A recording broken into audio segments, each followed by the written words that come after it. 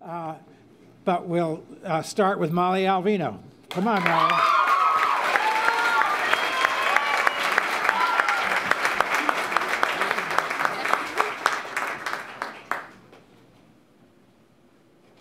Good morning.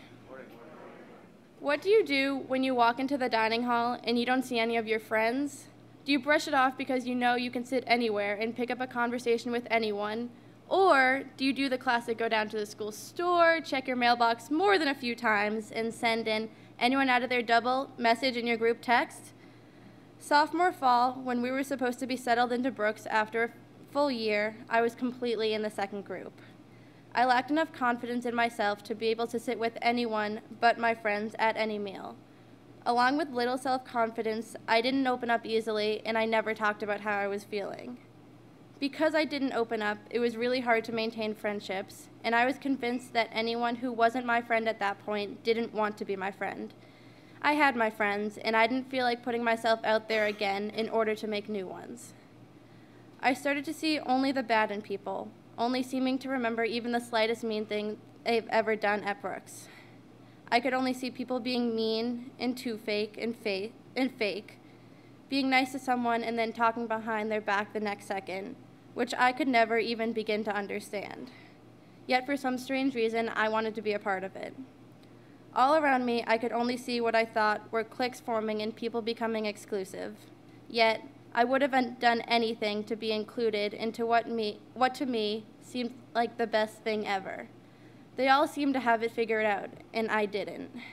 They owned what I craved, a sense of being wanted, and above all, a shining sense of confidence that couldn't seem to be brought down by anything. I wanted that, despite the negative preconceived idea I had of these people. So what did I do? I tried to change to fit in with what I thought they would want.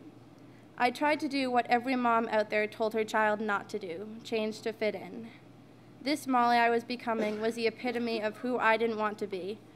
A girl wearing shorter skirts and tighter dresses, flashing that cheeky, genuinely forced smile to please everyone but myself. I didn't know what I hated more, who I was becoming, or for the fact that I thought I had to change to get people to like me. This thought haunted me for days, and despite my change and my valiant effort to fit in, I discovered people were still going to be what I thought was mean and fake. I couldn't deal with this idea that no matter what I did, I wasn't going to fit in at the level I really wanted to. My already low self-confidence plummeted, and I was in a slump. I slowly started distancing myself from all my friends. I'd stay in my room all the time and almost stop being social altogether. Without wanting to be a bother to anyone, or without anyone wanting to feel sympathy from me, I didn't tell anyone what was going on or what I was feeling. I felt ashamed, misunderstood, and almost useless, and that no one would want me for who I really was. I was losing the real Molly, the genuinely happy, bubbly, empathetic girl who always seemed to be smiling. This drab and dullness continued for a few days, and then days began to turn into weeks, all without any improvement. Then it happened. I hit rock bottom. I started cutting myself. In my negative heap, I thought this was the only way to begin to feel relief, something I hadn't felt for weeks at that point. Despite the warm temperatures, you would only find me in long sleeves. One instance happened when I was borrowing a shirt from another girl, and the 3/4 length sleeve wasn't long enough to cover the Band-Aids, so I quickly took it off, lied, and said it wasn't my style, despite it being such a cute shirt. I still didn't say anything to anyone. This kept on going until I started cracking. I was in my room with one of my friends when they saw the 2 large Band-Aids covering half of my left forearm and asked, "Molly, is everything okay?" At this simple question from a friend who was genuinely concerned about me, I completely lost it. I started hysterically crying. Everything was pent up inside of me, and it all came flooding out at this one moment. Nothing in my life felt okay. After conversations with adults at school, I was informed that my parents had to find out. And I've never cried more at any thought in my whole life. The shock and disbelief flooded their eyes as they finally learned what had been happening, and I only continued to cry. How could their little girl be this upset and unsatisfied with herself that she thought she could only resort to this? They were ashamed in themselves, thinking they weren't good enough parents, but I could never, ever let them think that. So I kept on insisting they did nothing wrong. Whenever they would talk to me, they thought they had to walk on eggshells and just be so careful with what they said, fearing their words could trigger a relapse. There's no worse feeling in the world than thinking you let your own parents down. The thing I wanted to avoid most was happening. Other people were beginning to worry about me. My mom had to lie to my brother and miss his sports banquet to take me to a therapist.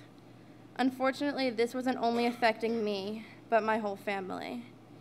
When I missed school, my sister had no idea what to say to people when they asked where I was because even she didn't know what was going on. I never wanted to be a burden to other people, and the fact I was now my parents' center of attention was so unsettling, but I unwillingly realized it was really what I needed. After visits with counselors and therapists, I seemed to be back on the right track, and things were looking up for the first time in a while. I was beginning to smile more and started returning to the old Molly. Then, Thanksgiving break, only a few weeks after, it happened again. The school had to be notified, and I was dubbed emotionally unstable and was unable to stay in the dorm. I told my roommate I was dealing with family stuff and hoped she wouldn't ask more questions. It killed me not to tell her, but I couldn't have another person worry about me, especially someone who I spent more than half the day with. The second time was a wake-up call I really needed, as everything seemed to return to normal, slowly but surely. I began to tell my closest friends what had happened, which was the biggest relief, knowing I had people I could trust this with, who would have been there for me the whole time if I hadn't pushed them away in the beginning. They all said they would never expect this from me. I was always too cheerful and too happy, so they thought nothing was ever wrong because I hid it so well. This has always been a blessing and a curse. I was always Molly, but I started becoming the best Molly, the Molly who always smiled, laughed at nearly everything, and was the best friend she could possibly be. I was myself, who I always was under the extra mascara and pearl earrings.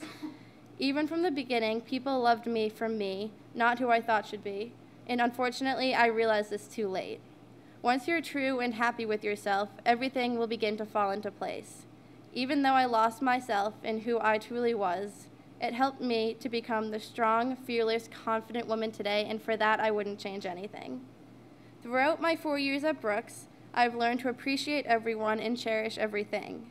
If you were to ask me sophomore year, mid-breakdown, I never thought I could honestly say I'd miss everyone in my graduating class of seniors. But today, I wouldn't think twice about my answer. We have come together so much these past 4 years, and I will truly miss the relationship I share with every single person. I wouldn't trade the experiences I've had, the memories I've made, and the relationships I've created these past 4 years for anything. I know no one will replace the family I have here. Today, if you were to ask me, what do you do when you walk into the dining hall and you don't see any of your friends? I will look straight back at you and confidently answer, I will sit wherever I want. Thank you.